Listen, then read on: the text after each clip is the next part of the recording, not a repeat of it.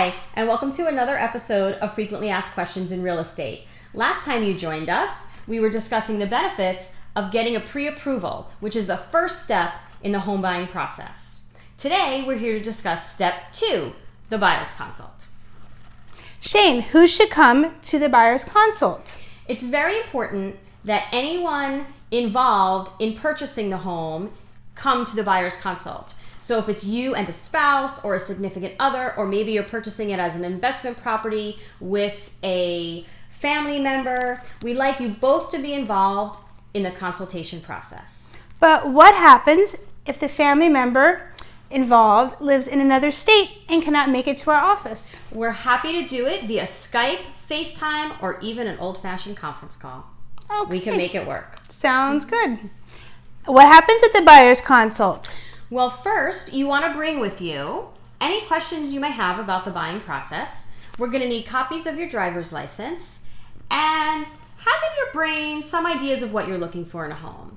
The first thing we're going to do in the buyer's consult is we're going to ask a number of questions regarding what you want in your home.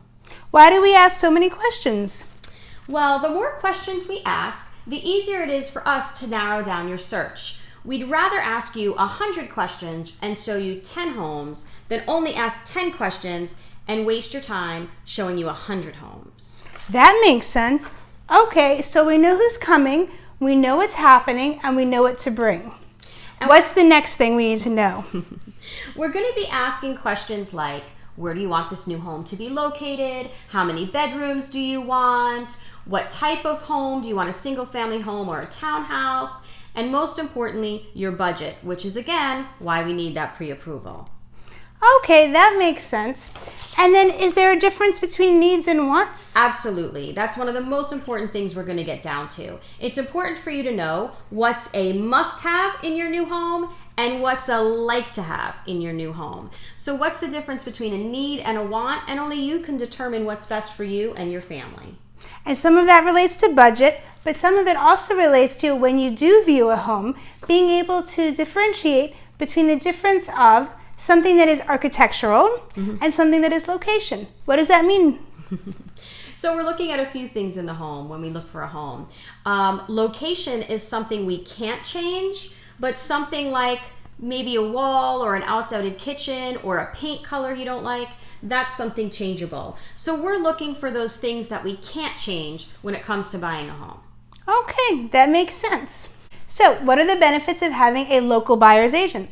So there's a few. I'm going to mention our top 3 because we like 3s. Number 1, a local buyer's agent has access to the multiple listing service, otherwise known as the MLS. And how is the MLS different than all the other search engines available online? The MLS is the most active, up-to-date, real-time listing of active homes available in your area. But we do encourage our buyers to look online using all of those search engines. We just want you to bring what you find to us. That way we can validate what you found, see if it truly is an active listing, and find out all of the details. And we're the ones that can bring you there. Another benefit of using a local buyer's agent is that we routinely preview the inventory that's available in our area. Very routinely. So we know the current inventory and what's available in some of the neighborhoods that would interest you. We also routinely and daily study the local market trends going on right here in our community, which often, because we're in the state of Florida, don't follow national trends so closely. So what is the last benefit of having a buyer's agent?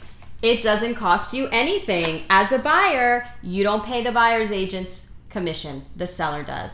So why not reap all the benefits of a local buyer's agent if it doesn't cost you anything? We'll see you next week. Back here for another episode of Frequently Asked Questions in Real Estate, where we'll be reviewing the next step in the home buying process. Or give us a call anytime and we can start the process. Bye!